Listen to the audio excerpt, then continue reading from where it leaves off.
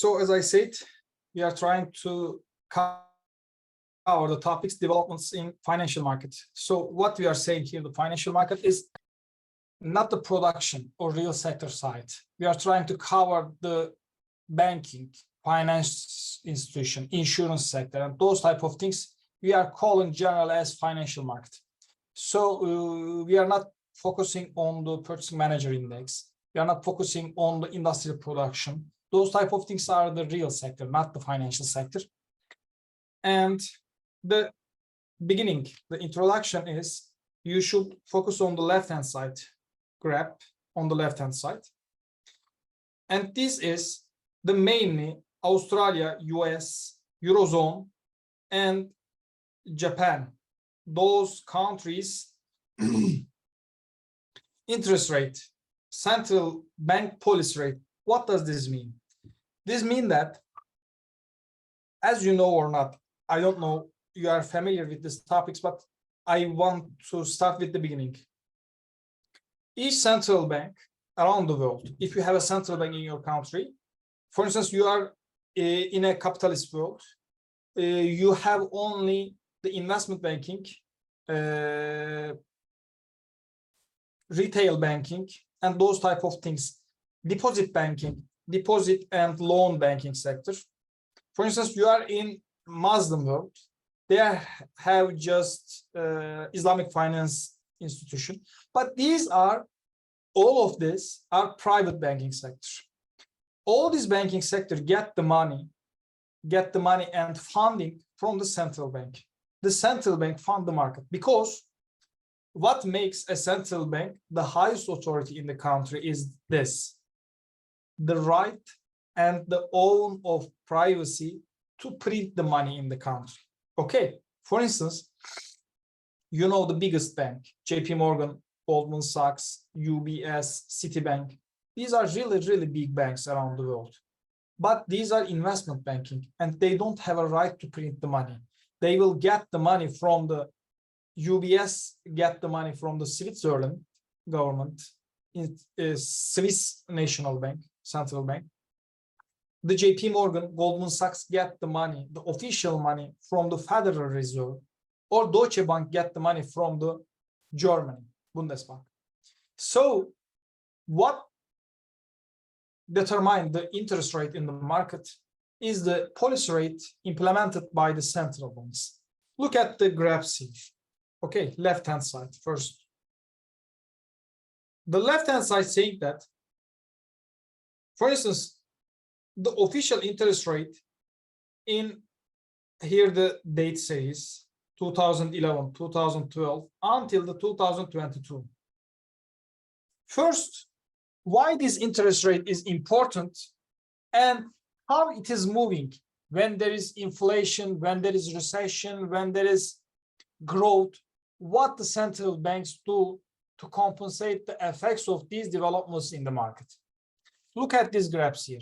Just focus on this area. Okay, just focus on this area.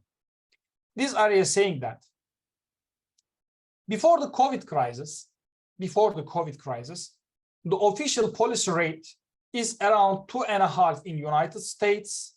It is around 0.75 in UK, 0.75 in Australia, and around 0 in Japan. But with the COVID crisis, all countries decreased the central bank policy rate to the zero lower bound and implement this zero lower bound policy during the 2 years. Then they start the interest rate hike process. What does this mean for the financial market? What does this mean as the consumer for us? Why the central bank decreased the interest rate? What is the message from there? And why they decide to decrease? And then what they see and start the increase of the interest rate. Let me start from this point. If you understand these counter-cyclical and cyclical indicators between interest rate, GDP growth, inflation, implication of the bond yields, if you understand those topics, this will be easy for you to understand the financial market developments. Here, when the COVID crisis started, What does this mean?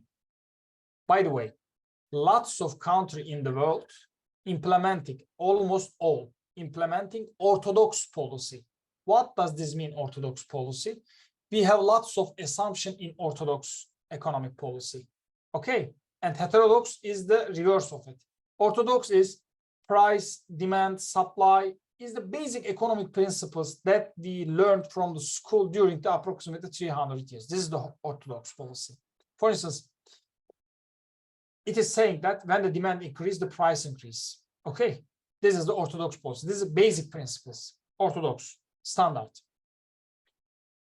When the COVID crisis started, the United States government see that there is no demand in the market. Okay, no demand. Nobody is going out. Nobody is spending money. Nobody is consuming. Nobody is demanding. If you couldn't consume anything in the market, it will directly give you out a recession. Okay, recession. What does this mean?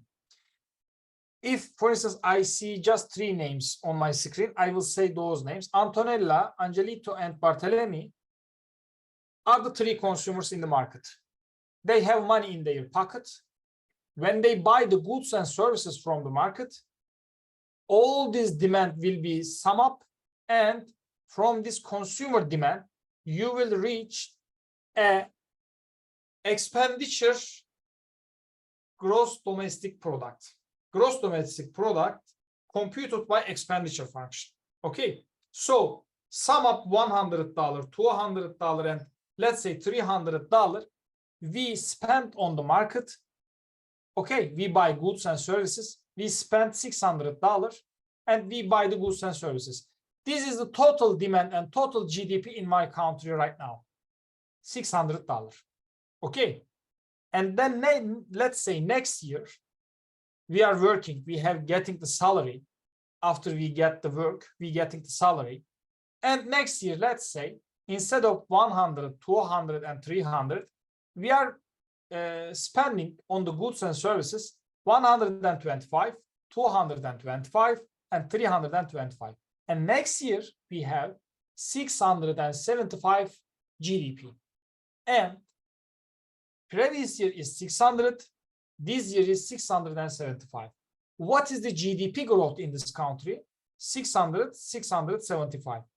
If I divide the 675 to 600 and then minus 1, this is the GDP growth. It is around approximately 8%. But this is positive number. This country is growing positively. GDP growth is positive. Okay, this is growth. But if these 3 consumers don't consume the money, let's say they consume previous year $600 and now they are not going out because of the COVID process. They are not going to the market. They are not going to the bars. They are not going to the nightclubs. They are not going to the supermarkets. They are not buying anything. Just they are taking the bread and the water in the market, and let's say they consume 400. Previous year, we consume 600 and our GDP is 600, but now it is 400. What does this mean? GDP is decreasing 200, approximately 50%. And this is the recession, man and the woman. Okay, this is the recession. If you consume less, if your country's gross domestic product decrease, this is the recession. And the official definition of the recession meaning this: 2-quarter sequential decrease in the GDP growth. So just 1 quarter is not enough to say it is a recession. It should be decreased 2 consecutive quarters to say a recession. And the Fed see this because there is COVID in the market and you are not consuming, you are not increasing demand. Also, you are, by the way, there is supply chain constraint around the world. For instance, normally you order a book or a laptop or a shoes from the China and ships from the California to Shanghai, reach in, let's say, 20 days. And you are getting your orders in 20 days. But after the COVID crisis, not just the people going out, even ships are not going out. Everything is stopping. And the prices of goods and services going up because you are not finding the shoes that you want in the market. It is not available. So prices is going up. And Fed see this. Prices going up and nobody is consuming. What I need to invent and I need to persuade the persons to consume more. So to persuade them, please consume more, I should decrease the interest rate. Why? Let me explain this to you. You have in income function, you have one income, let's say $1,000, and you have consumption function and saving function. You have a disposable income, let's say after you paid your tax, okay, you paid lots of things. You have social insurance, tax, etc. You have a disposable income at your pocket as $1,000. Every person around the world have a consumption function. What does this mean? They consume some part of the money, 1,000, and they save some part of that money. For instance, in Europe, it is around 30% of the consumption and saving, meaning that people consume 70% of the money and save the 30%. So if I say this to you, you have $1,000, you consume $700 and you save $300. This consumption and saving amount is directly dependent on the interest rate in the market. Why? If I say to you, I will not give any interest rate to your deposit in the bank, do you put your money in the bank? No. If there is no problem, the people thieve the money at your home, you will not put your money into the bank deposit because they will not give you anything, okay, in return. But if I say to you, I will give you 100% interest rate in 1 year, what you will do? You will decrease your consumption and you will try to save all your money because you will put $1,000 this year and you will get $2,000 in the next year. So if the interest rate goes up, people consume less and save more. Okay, this is your basic principle. If the interest rate is going up, people save and not consume. So the higher the interest rate, the people consume less. And if the people consume less, the country does not produce and consume anything and go to the recession. So Fed start to decrease the interest rate to persuade the people to consume more, to create demand in the market, to create the GDP growth and gross domestic product. Not just the Fed. As you see, the Australia, the United Kingdom, Japan, and the Eurozone, they will all decrease their interest rate to zero lower bound during the COVID process. And what happened during the COVID process? This happening. They get lots of people, I think, around the news, TV, television, financial market newspapers like Wall Street Journal, like Financial Times. You will see a term, QE. What does this mean, QE? Quantitative easing. Quantitative easing means that central banks are buying asset-backed securities and mortgage-backed securities from the market. Okay, you are saying to your treasury, your municipalities, they have lots of bonds, and central banks saying this. I will buy mortgage-backed securities and asset-backed securities from the market, and I will give huge amount of dollar to you with the cost of zero. Okay, the price of the dollar is interest rate here, and its cost is now zero. They are saying that I will give you excessive amount of dollar and its price is zero. Please consume and spend it on the market. Okay.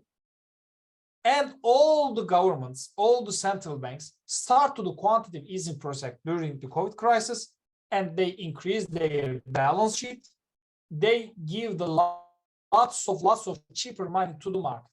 And here, during the 2 years, they print lots of money. They give the money to the market, and they see that, you will see it here. Okay, here, when I go to here, inflation, you will see that.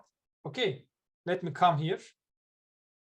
When the inflation rate in the world start to increase, then the central bank understand that the money that they give to the market is enough to increase the prices.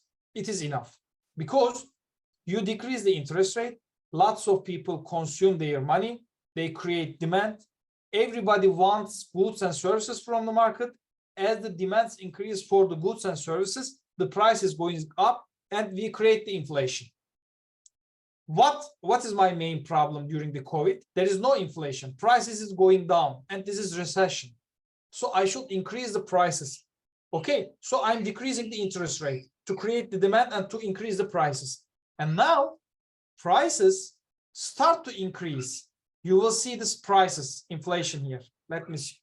As you see here, the inflation start to increase. Okay, and then central bank understand that if this prices is going up above a threshold level, this will really negatively affect the consumers in the market. So I should start to increase the interest rate, decrease the consumption, okay, decrease the consumption, decrease the demand, and control the inflation. This is the main principle, what is happening during the last years in the financial market. All the central banks see the COVID, there is no demand in the market, there is no consumption in the market, prices is going down, GDP is going down, and recession is coming. Then they decrease the interest rate to increase the demand and consumption. After 2 years, with the cheaper money, everybody consume, they create demand, they buy goods, and prices is going up. Then central bank decides that price level is enough. Now we should increase the interest rate. Here you see their interest rate decision. And please look at this graph. Okay, as you see, where we are here, 2020, every country's central bank saying that our policy rate is 0. Okay, no price for the money. You can consume how much you want. And now we are in June 2022, and what we have in interest rate, 5%, 6%. So if you borrow the money from the bank or central bank, you will pay 5% interest rate in return. Okay, right now.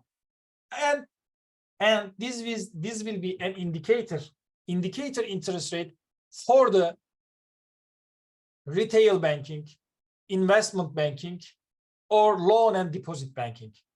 They will decide their interest rate decision for their deposit, for their mortgage loan, for all of things according to the interest rate implemented by the central banks. For instance, if the central bank interest rate here around the 5%, you are borrowing the cheapest money from the central bank. It is the highest authority, it is the cheapest money. If the cheapest money here 5%, no bank will give you a mortgage loan less than 5%. Did you understand this logic? This is important. If the central bank's interest rate is 5%, you will not get any consumer credit, insurance credit, trade, export credit, any credit from the market less than 5%, because the cheapest money is the central bank money and it is 5%. This is an indicator for you how you can get loan credit and how you get in return if you put your money in deposits. And now, what we will explain, please look at here the central bank balance sheet. Okay. And this is USD trillion, ladies and gentlemen. This is not 100, this is not 1,000, this is not million. Even this is not billion, this is $1 trillion. $1 trillion is a money that lots of people even can't imagine and even can't count it during their life. If you get $1 trillion to a people, 100 unit, and if you start to count that money, years and years it takes $1 trillion. Okay, so what I have here the COVID process, and all central bank start to buy asset-backed securities and mortgage-backed securities from the market. And what we have as central bank asset in balance sheet is here. It is around $2 trillion, okay? And now it is around $10 trillion. It is huge, 4 times higher. What does this mean? All the government bonds, all the yields, all the fixed income deposit securities from the market, mortgage-backed securities, asset-backed securities, lending-backed securities, all securitization paper bought by the Federal Reserve, and in return they give the money. And here is the balance sheet. And everybody is wondering what happened here and why they decrease their balance sheet until from here to here they increase their balance sheet. They buy quantitative easing asset-backed securities and mortgage-backed securities. But now what is happening in the market and the balance sheet of the Federal Reserve is decreasing? The answer is here. The answer is this. Okay. Answer is this. Answer is this. And answer is this. Inflation is going up. And if inflation going up, I will stop print the money. I will stop to give the cheaper money to the market. I will not buy any securities, mortgage-backed securities, asset-backed securities anymore from the market. Even I stop my quantitative easing process and I start to do quantitative tapering process. You will see in financial market news and the papers as well, QT, the reverse of QE. QT is quantitative tapering. Quantitative tapering meaning that you are decreasing the balance sheet. You are selling the securities to the market again, and you are getting your dollars from the market again.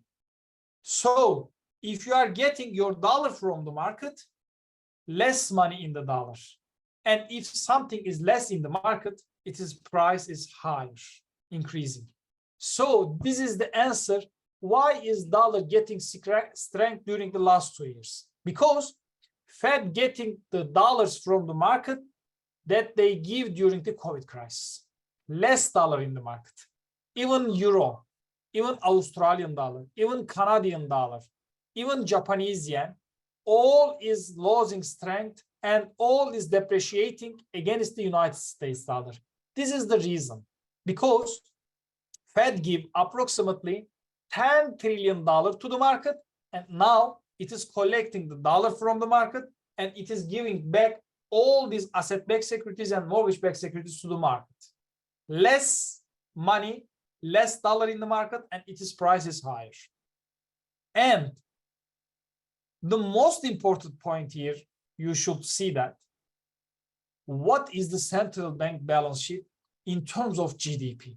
You have a total gross domestic product in your country, and what we will see here, for instance, in Eurozone, the balance sheet is approximately 70% of the gross domestic product of the Eurozone.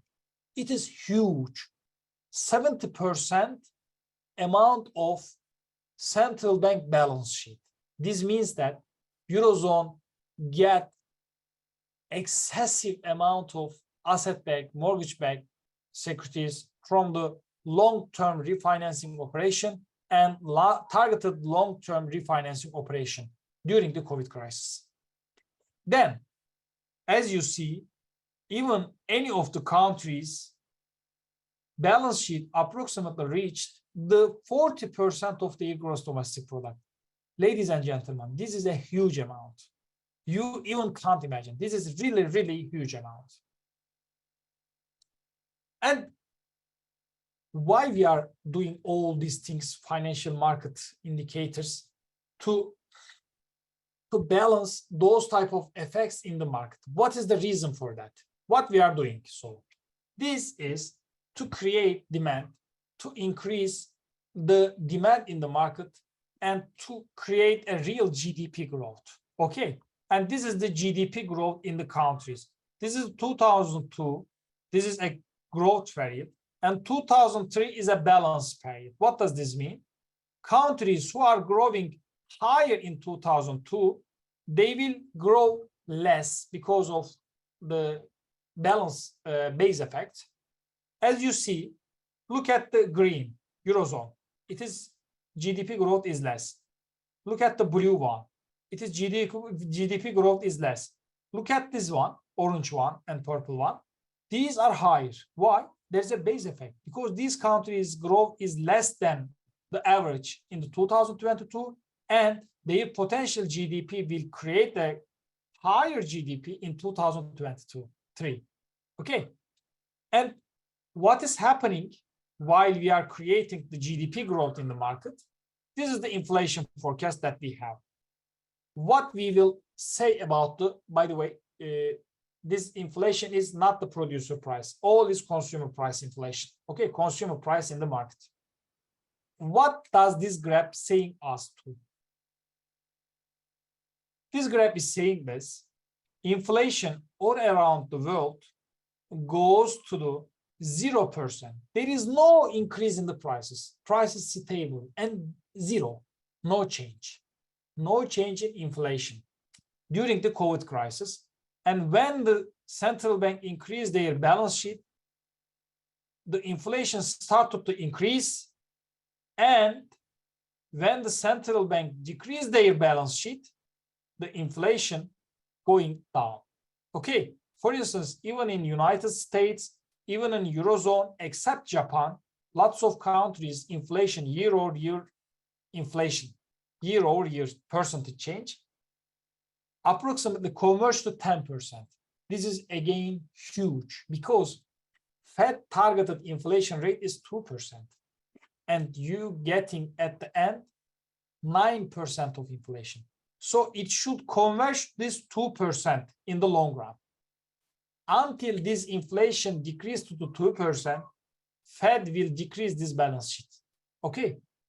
When you see Fed increasing interest rate, this means decreasing the balance sheet until the inflation goes down to the 2%.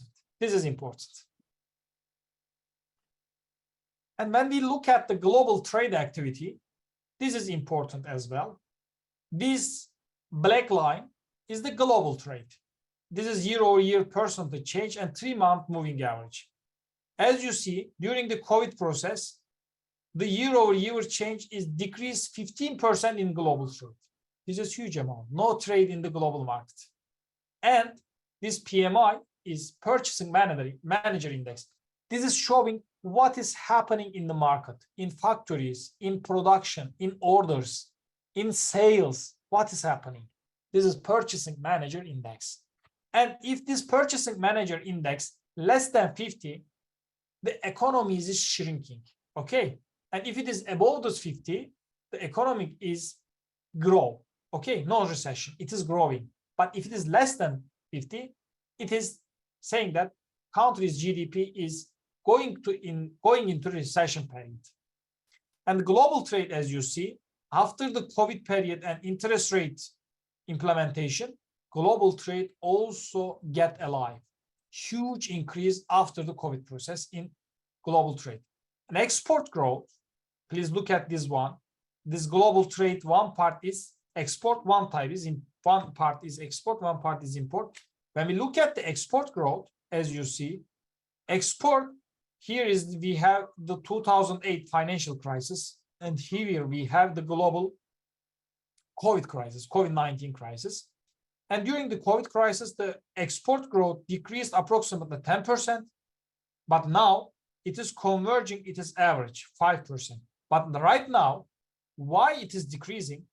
It is the supply chain and the geopolitical conflict in Russia and Ukraine.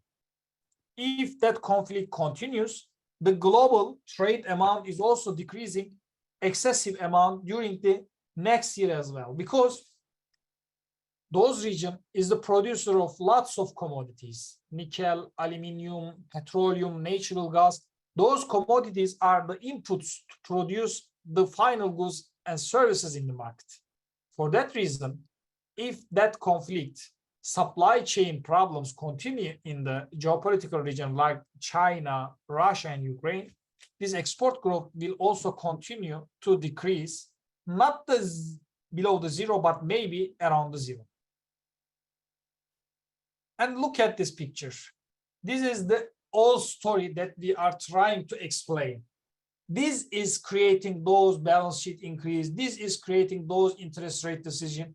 This is creating everything, inflation. And every central bank today focusing on the inflation and their outlook in the market. As you see, the inflation during the COVID crisis goes to zero lower bound. And then after the increase in the money in the market and quantitative easing period, the inflation converts to the 7%. And now, after the Fed interest rate increase decision period, the inflation goes down. And it will decrease around 2% in the long run, in next 2 years, according to Fed projection period. But what I want to say, rather than the level of inflation, but the component of the inflation, it is important. For instance, as you see here, if I have, let's say, 9% of inflation, what is the contribution of them? For instance, this huge one, long one, is coming from the energy, and the green one coming from the goods, and the purple one is coming from the core goods, and the open blue, light blue is the services, and the black one is the shelter. As you see, core goods inflation contribution is decreasing. Look at this purple area. It is just small area now. And also the energy contribution is also so small, blue line, okay, so small. What is huge now? Shelter and the services. And you should know this. If the food price is increasing, it can be decreased with financial market decision process. If the energy price is increasing, it can decrease after a ceasefire between Ukraine and Russia. But if the prices in services market increase, it is not decreased easily because it is a sticky price. Sticky price model saying this, because when you get the salary from 600 to 700, next year, your salary will not decrease to 600 again, and your salary will be higher. And when you get that salary, you will go to the restaurant and you will eat something. And if that price is $5 this year, it will be $6 next year. It will not decrease because services price is sticky. It is not price of food. It is not price of energy. It is sticky. For that reason, Feds deal with this issue on these days. The main problem is how we can solve the sticky price problem, nominal rigidities in the prices, especially in services sector. And why is the labor market important for us? Because we speak about the process that we say about the price inflation, but we didn't say anything about the labor market. You should understand this phenomenon and this topic is as well. Feds has two targets while implementing monetary policy in the market.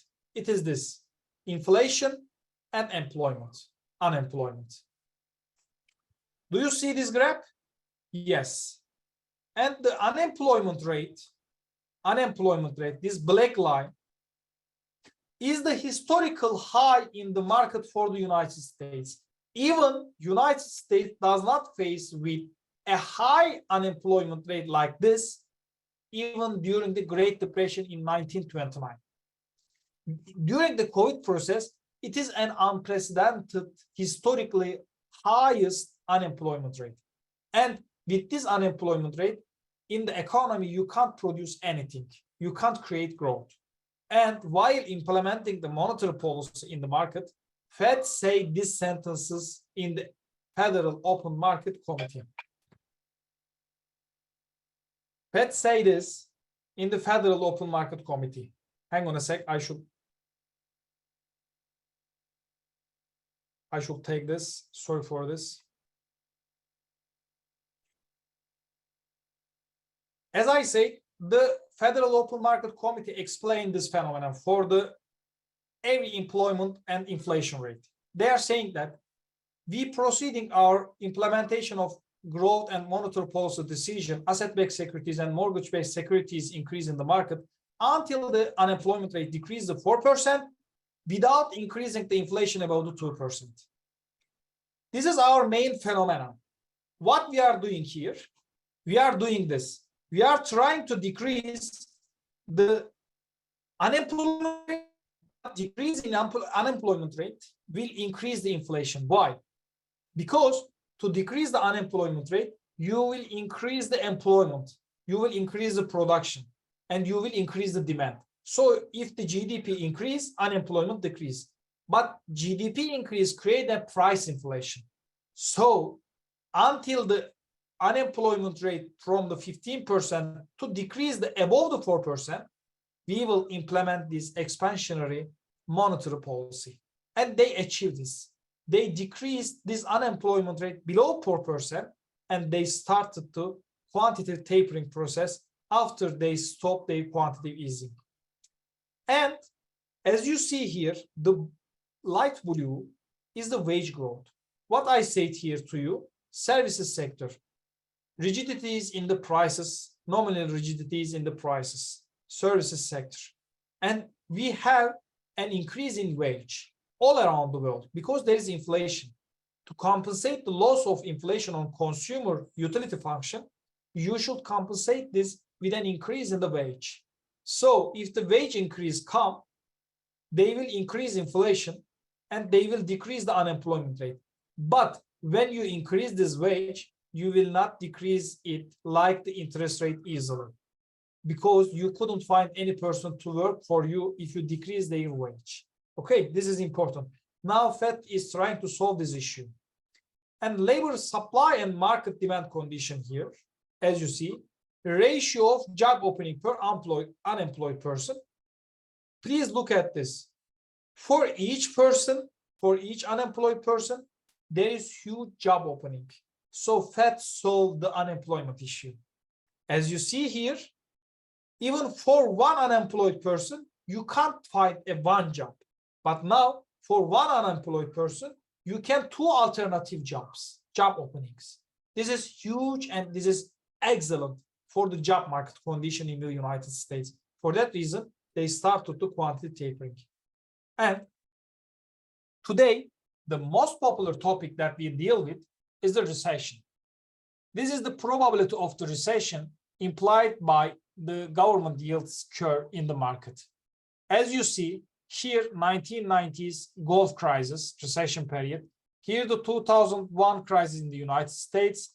Here we have the 2008 global financial crisis. And here we have the COVID crisis. And please look at this function. It is saying that approximately with what 190% or 100%, the economy will go into recession in next years. Okay, because there is huge inflation and interest rate hike to decrease that inflation is excessive. With this interest rate, we can't increase the growth and the production, and so the governments and the markets will go to the into recessionary cycle in the next couple of years. As you see, this is another picture for those are for the United States, but as you see here, this is for the Eurozone. This is GDP and inflation. And what we have, the real GDP in the Eurozone shrinking during the COVID period and really covering those losses in the COVID period and come here with the base effect. But now, right now, the GDP growth is around 2-3%. All is good. Domestic demand is alive. And we have a real good trade. Sorry for this. Really good trade and net export function in my demand and increase of the real GDP. And inflation for the Eurozone as well, it is higher than the United States. The headline is here, as you see, and the core CPI is here. Core is some product you are excluding from the basket. Core is like excluding from energy, excluding from the gold, import. Those type of things excluding, and we are reaching the core CPI. Even core CPI is above the 7% in Eurozone. And they are also starting the quantitative tapering process. They also start to increase the European Central Bank interest rate. They are increasing their quantitative tapering process as well. As you see, Eurozone is a little bit production economy rather than the financial economy in the United States. They can't easily solve their problem in the real market while just changing the prices and inflation or interest rate, because Eurozone is a production economy. It is not a financial market economy. For that reason, exports and industrial production, as you see, compensate their losses during the COVID crisis, but now industrial production is around the zero. So if this industrial production converges to the zero level, this means that the next couple of years or next couple of months, GDP growth will be shrinking in the market because there is no production. You can't create the huge increase in the GDP growth with this production function. And the export also decreasing huge amount, as you see. On the right-hand side as well, the retail sales and consumer confidence. During the COVID process, retail sales and consumer confidence is deep dive, but now it compensates. But after the COVID process as well, after the rescue program that implemented by the central banks, they also start to decrease again.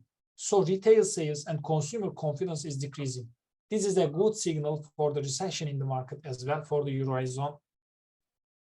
And China, the growth economy, the production economy in the world, another country, another world.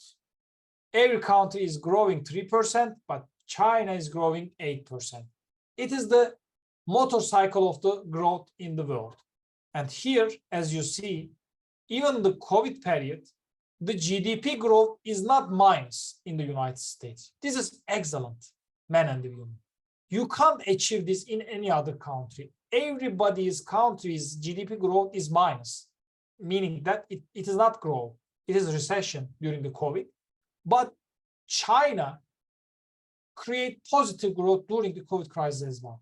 But now they give lots of incentives to the market, and their GDP growth does not covering easily as they create here 8 or 9% during 2008, 2009, or 2010. It is decreasing, and this is a structural change for the China's economy. And inflation in China, it decreased during the COVID crisis, then it increased excessively after the rescue program, implementation of the monetary policy after the COVID process, but now the CPI is decreasing 0%. This is again another sign for the recession in the market. Government bonds. What does this mean, government bonds, when we say? Government bond is this. Government's treasuries print bonds and bills for the market to borrow the money. They are saying that I print these bonds, I will give these bonds to you, you will give, let's say, $1 billion to me, and at the end of the maturity, I will pay you, let's say, 1 billion plus 100 million. Okay, this is the money that I will pay you at the end of the maturity. And this is a fixed income security. There is no risk. This is not stock exchange. This is not equity. For instance, when you buy an equity or stock market firms in the stock exchange, they can increase or decrease their prices. They can perform good or not.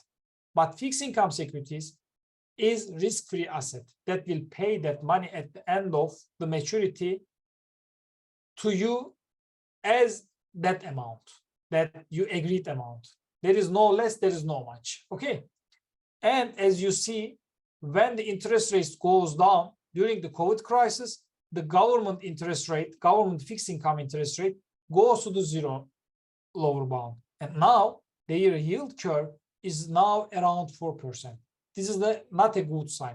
As a government, if you borrow money from the market with 4%, this is huge, and this is not a good sign. There is no money in the market. This means you can't find the money that you need and you can't easily reach the fund and liquidity in the market. For that reason, this is a good sign for recession.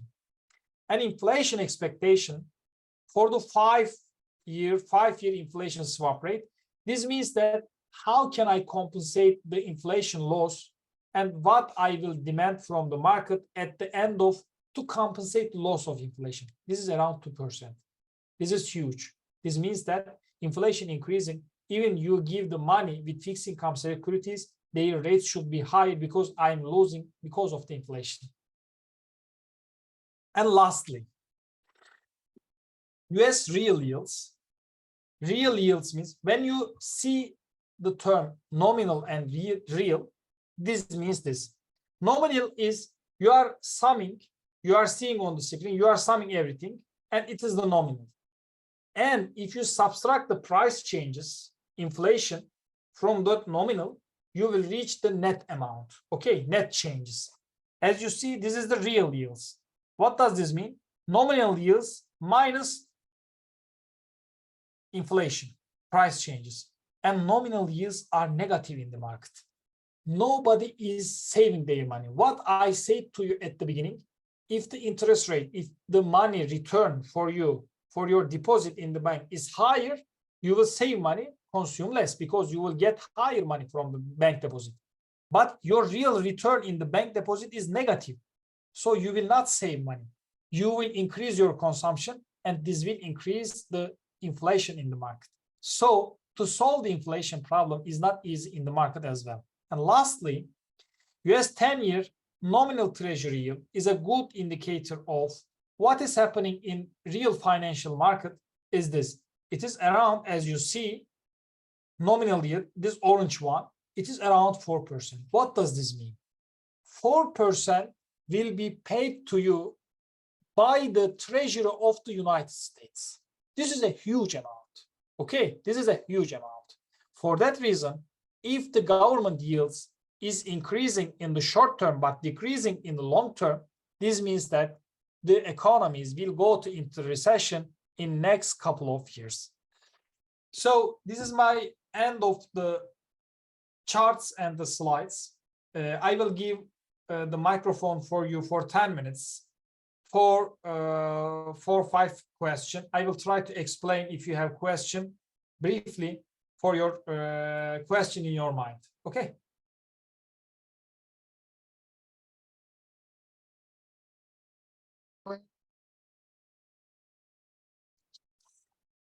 Or the comment in the chat. We have a question from Dominique. Let's see what she has to say. Okay, I am going to the top and I will read the question there and I will answer those. Okay. Yes, good morning, sir. Good morning, everyone. Could you kindly elaborate on or explain what you were referring to when you said 4% will be paid to you by the U.S. Treasury? I didn't quite get that. Thank you.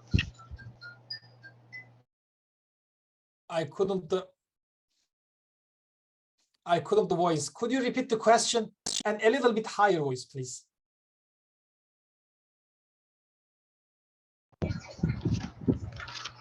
Sure. Can you hear me better now? Yes. Okay, I was asking one of your last statements. You said 4% will be paid to you by the U.S. Treasury. Can you enlighten me or elaborate or go over what you were referring to? What's the 4% that the U.S. Treasury will pay and why? This means this. Okay, Dominic, this means this.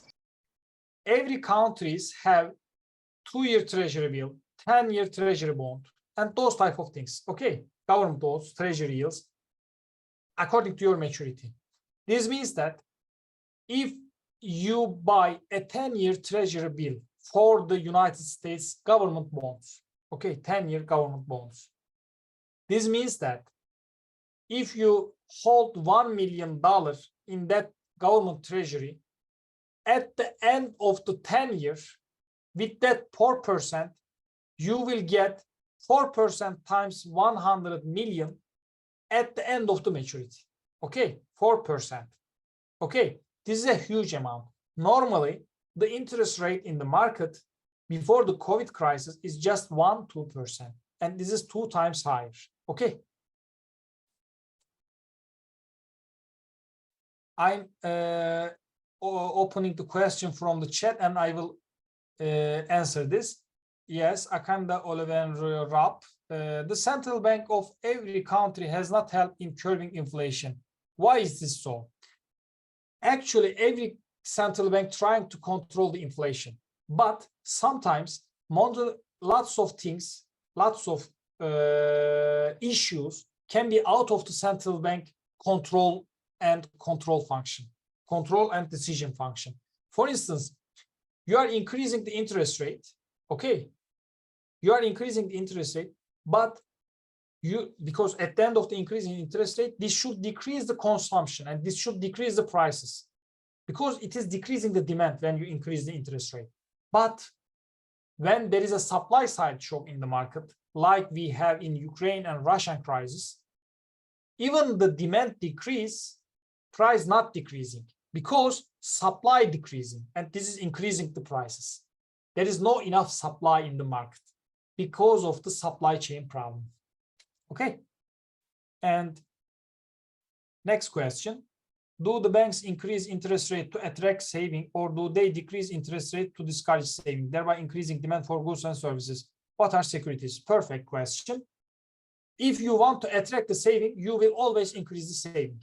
Otherwise, if you decrease the saving, nobody will bring their money to your banks to get the return. If you say you will pay 0%, they will not bring the money. But if you say you will pay 10%, they will bring the money. And this is increasing the saving. Okay. So if you increase the interest rate, this increase saving, this decrease consumption, and this decrease demand. At the end, this decrease the prices. Okay. And what are securities? Securities are, as I said, government bonds, treasury bills, all these are government securities. Can I say the central bank has totally failed in her duties in making global people happy, since most of the economics, macroeconomics, and microeconomics theories are not helping the market structures of every country? Exactly. Because the crisis that we face right now is not written in the books, is not applied, and is not precedented in the history. For that reason, every central bank trying to find a new tools to deal with these issues. For instance, you are increasing the interest rate, it should decrease the prices, but then there is a war in the Ukraine, and this decrease the supply, and this increase price again. So you are increasing the interest rate to decrease that prices again and again, and you are in a vicious circle.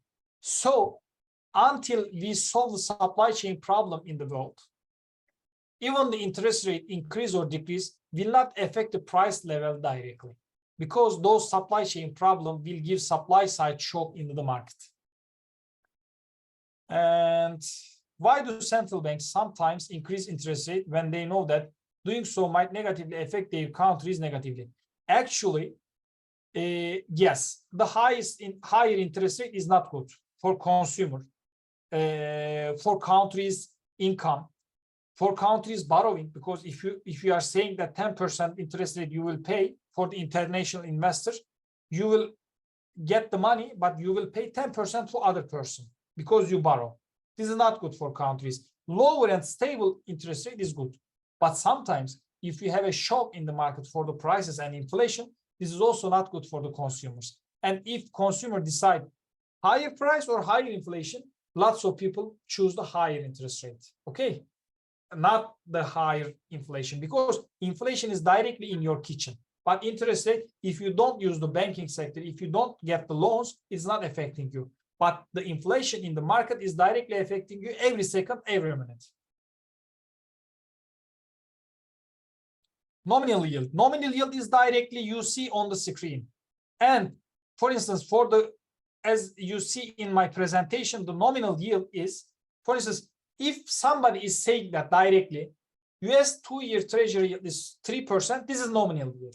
If they say US 10-year treasury yield is 5%, this is nominal yield. But what is real yield? The nominal yield is 3%. What is the inflation? It is 7%. 3 minus 7 is minus 4. This is real. Look at here. Nominal is 3.